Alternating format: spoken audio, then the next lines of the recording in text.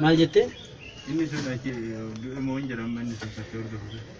Injira hanga jaartii isaallee irraa fudhadhutti gaheera iyyuu. Kematoo Kollee haadha ijoollee isaallee irraa qabee obaneedin kan waan baay'ee waliin geenye. kiyya baneedin Garuu inni dhumarratti Ishi kanaan booda kaan keessa maal sitti galchee?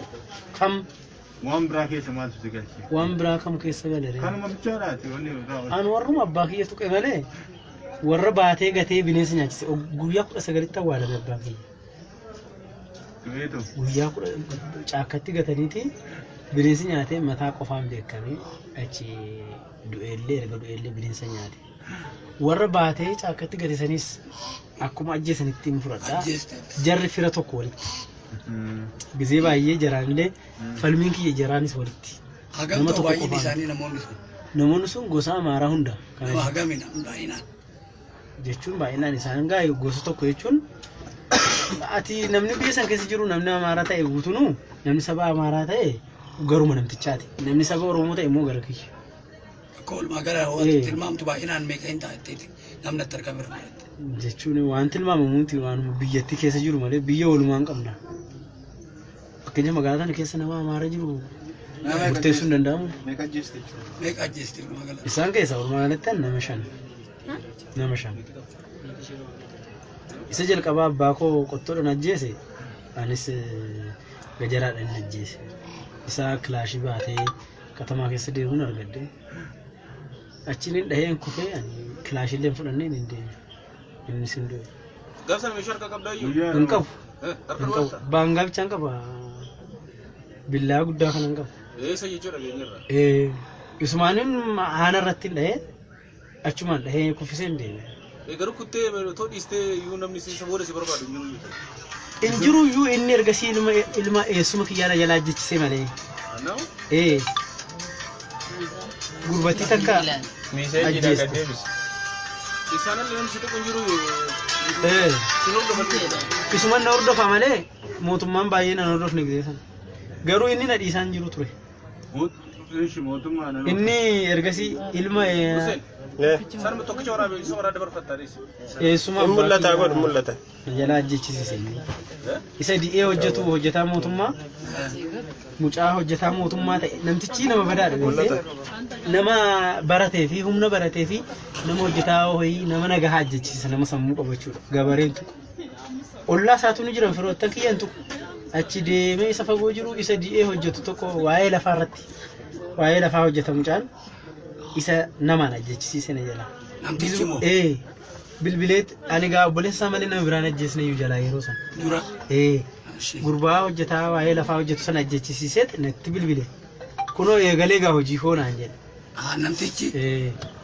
Eegaltee cal jiriitu madaale amma min fixa warra keenaan jedhe.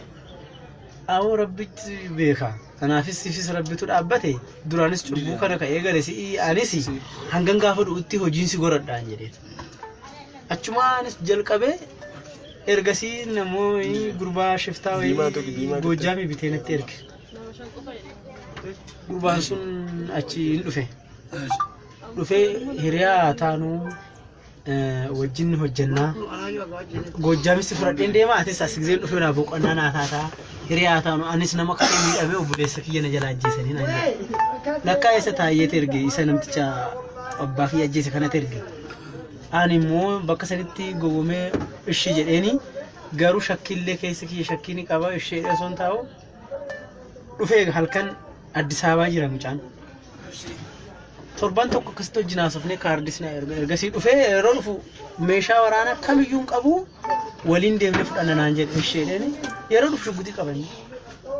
Shugguxii amma nageelletti qabamte san. Akkanuma na bira ga'ee akkam jirtaa jedhee daf natti godhe. Goonan as keessa baate harka kiyyaa fi kana gidduu asuma lablab gooteetuma asiin uffata kiyya dhoofte inni dhukaasee yeroo asiin baatu anis dhukaasu nan asuma illee achumatti achi shugguxii san irraa fudhadhee bilbila isaa irraa fudhadheen deeme. Bilbila isaa fuudhee tarkaanfii lama hin deemne taayyeen kun naa bilbile har'as ka abbaa kiyya ajjeese sun. Qannaa handee naan jedhe. Qannaa handee jechuun milkooftee jechuudha beektaa. Bilbila isaa irratti bilbile. Waan inni ajjeesitti fakkaateet hello qannaa handee jedhe. milkooftee waanan du'e itti fakkaateera. Aboo waan har'as hin duune hin jiraati. Cufadhu mucaa kan kee ka ergite awwaaladhu bakka akkanaatti sii kufeeraan jedheen. Jedhe cufe. Achi namicha sana achi fuudhanii awwaalanii isa sana achi firan qabu nama hin qabu bitamee dhufee miti. Ergasii na abbaatti wallaalee mootummaan bilbilee olii barbaachisee Goojjam ta'uusaa beekame. Dhageenya irratti sirriidha. Goojjam ta'uusaa beekame. Tokkoon hiriyaan kee yeroo baay'ee si wajjin deemaa turan si biraa du'e hidhannoo wadhaan hin jiru. Inni ka du'e ani hin jiru yeroo san inni naannoo du'e. Xiyyiitillee si Koko hawaasa wajjin gaafadha. Xiyyiitii sin dha'u jedhu. Laslagee waa tokko naa bitame. Jechuun Siimuu kana gabaabumatti dhiisi. Useen san Yaada dhuguun guraati dhiisi. Qalabatiis. Namni Qalabatiis. ka jaartii koositti bara. Waan takka waan akkas hin jiru obboleessoo. Naa asirraa naaf fuudhu qalabatiini jaartii kootiif bittee naa kennaan akka yaadannootti hin godhadhe malee